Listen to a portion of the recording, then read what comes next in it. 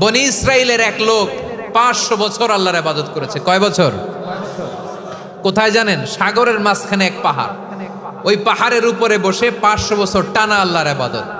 দিনে আর রাতে একবার করে নিচে নামতেন।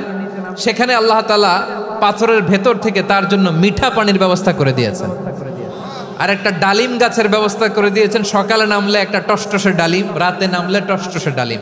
এগুলো খেয়ে খেয়ে 500 বছর সে আল্লাহর ইবাদত করেছে।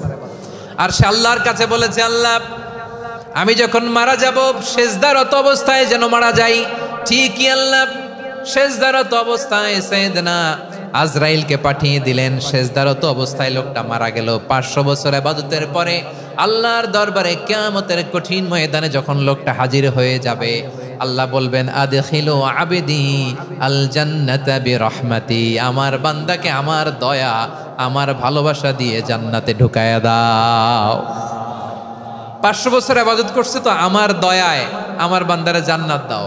এই বান্দা বলে, বালবি আমালি, আল্লাহ তোমার দয়া লাগবে কেন? আমি আমার আমল দিয়ে জান্নাতে যেতে চাই। কি দিয়ে? কথা বুঝে নাই বোধহয়। আল্লাহর এই বান্দা কি দিয়ে জান্নাতে ঢুকতে চায়? আমল দিয়ে। আল্লাহ বলছে, আমার দয়ায় আমার বান্দারা জান্নাতে নিয়ে যাও। ফেরেশতারা এ বলে, আল্লাহ তোমার দয়া লাগবে কেন? সেজদা তো কম দেই নাই, জিকির করতে করতে 500 বছর শেষ করে দিলাম, আবার তোমার দয়া লাগবে? আমি তো আমার আমলেই জান্নাতে যেতে পারি। আল্লাহ বলবেন, তাই ঠিক আছে, আমি চাইলাম দয়া দিয়ে জান্নাত দিব, তুমি চাইলে আমল দিয়ে ঢুকবা, ঠিক আছে, তোমার আমল আর আমার যে দয়া দুইটার একটু মাপ দেই। তোমার 500 বছরের ইবাদত এক পাল্লায় রাখো। আর আল্লাহ বললেন, আমি যে দয়া করে এই দুনিয়ার নাজ নেয়ামত বিউটি সৌন্দর্য দেখার জন্য তোমারে দুটা চোখ দিয়েছিলাম, দুটা নয় একটা চোখ আরেক পাল্লায় রাখো। রাখা হবে, দেখা যাবে ওই 500 বছরের ইবাদত হালকা হয়েছে, আর মুহূর্তের মধ্যে আল্লাহর দেয়া একটা চোখের নেয়ামত ভারী হয়ে গিয়েছে। আল্লাহ বলবেন, তোমার কথা মতো মাপ দেয়া হলো, এবার ফলাফল দেখো, হিসাব বলে তুমি এখন জাহান্নামে যাবা। Go to the hell fire, যাও এবার জাহান্নামে যাও। মাপ জোখে যখন আসছো আমার সাথে হিসাব ক্যালকুলেশন, যাও তুমি এবার জাহান্নামে যাবা। এবার লোকটা কাচুমাচু করে বলে, আল্লাহ আমি বুঝি নাই, আল্লাহ আমি বুঝতে পারি নাই, খেয়াল করি নাই, তুমি আমারে ক্ষমা করো, তুমি আমারে মাফ করো। ও আল্লাহ, এবার আমি টের পেয়েছি, এবার আমি বুঝতে পেরেছি, তোমার দয়া ছাড়া দুনিয়ায় কেউ জান্নাতে যেতে পারবে না, কেউ পারবে না। আল্লাহ বললেন, ওরে গোলাম, তুই তো কিছুই ছিলি না, অস্তিত্বহীনতা থেকে তোরে অস্তিত্বে আনলো কে? ওই ছোট্ট শুক্রাণু থেকে মায়ের পেটে 9 মাস ধরে খাবার দিয়েছে কে? আবার সুস্থতার সাথে দুনিয়ার বুকে তোরে ডেলিভারির ব্যবস্থা করে দিল কে? আবার তোর মায়ের বুকের ভেতরে 2টা খাবারের লাইনের ব্যবস্থা করে দিল কে?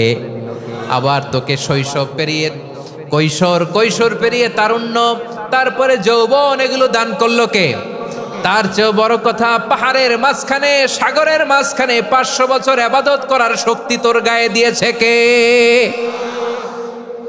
এই সাগরের মধ্যে লোনা পানি, লবণের পানি মুখে দেয়া যায় না, সেখান থেকে আমি পাহাড়ের ভেতর থেকে মিঠা পানির ব্যবস্থা করে দিলাম। ওই জায়গায় তোরে রিজিকের বন্দোবস্ত করলো কে?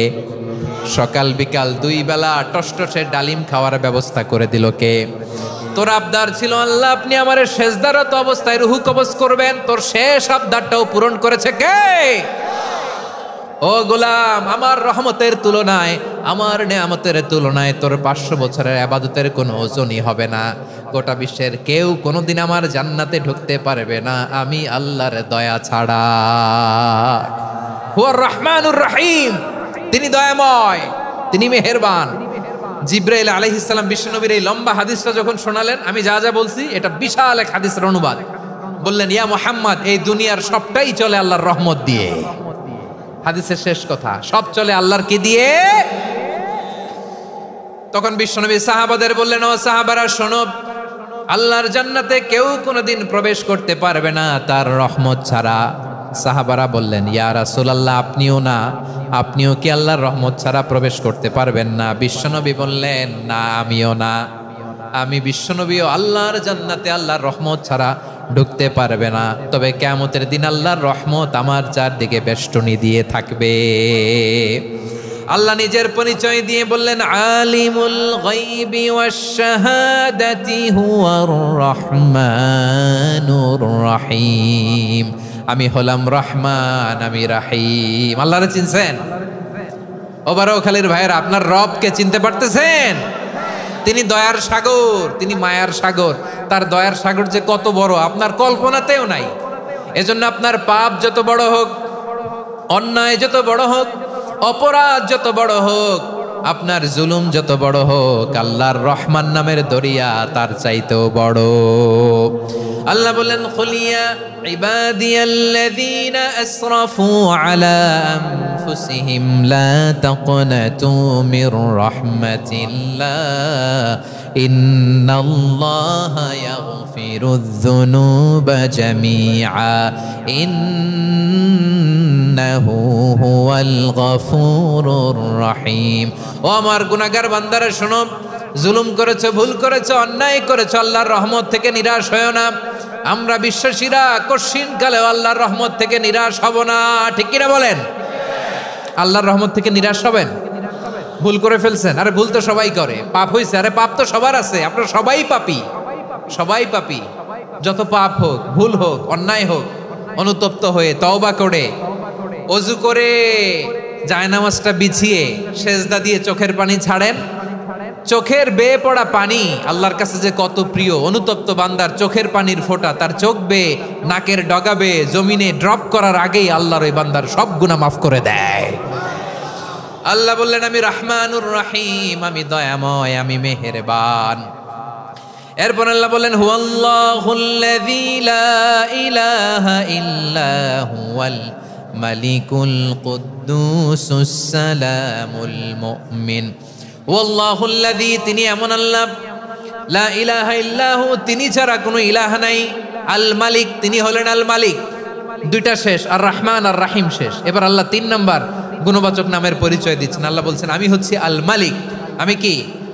মানে সম্রাট। আল মালিক মানে হচ্ছে the king, the king of kings. সব রাজার বড় রাজা, মহারাজা। তার চেয়ে বড় রাজা আর কেউ নাই, তার চেয়ে বড় সম্রাট আর কেউ নাই, তার চেয়ে বড় ক্ষমতাধর সত্তা মহাবিশ্বে দ্বিতীয় কেউ নাই। চিৎকার করে বলেন ঠিক কিনা?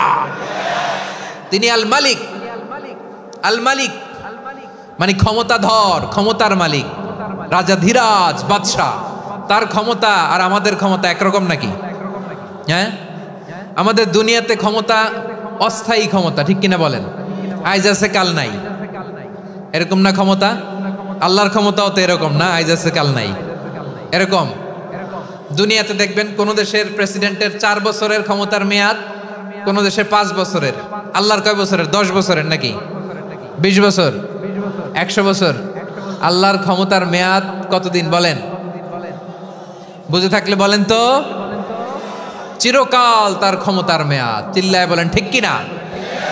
নিরঙ্কুশ ক্ষমতা, একচ্ছত্র ক্ষমতা বলতে যা বুঝায়, এই ক্ষমতা একমাত্র আল্লাহরই আছে। আমাদের ক্ষমতার জন্য আমরা ডিপেন্ড করতে হয়, ওর ডিপেন্ড লাগে, ওই জনমত নেওয়া লাগে, ওই জনগণের কাছে যাওয়া লাগে, ভোট চাওয়া লাগে। এরা ভোট দিলে এরপরে আমরা আসবো, ঠিক কিনা?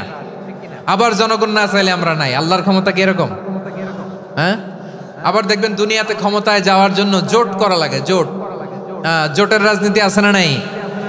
জোট হয়, শরিক হয়, এই হয়, সেই হয়, নানাভাবে দুনিয়াতে ক্ষমতায় আসতে হয়। আল্লাহ বলে, আমার ক্ষমতার জন্য কারো উপর বিন্দু পরিমাণ আমার ডিপেন্ড করা লাগে না।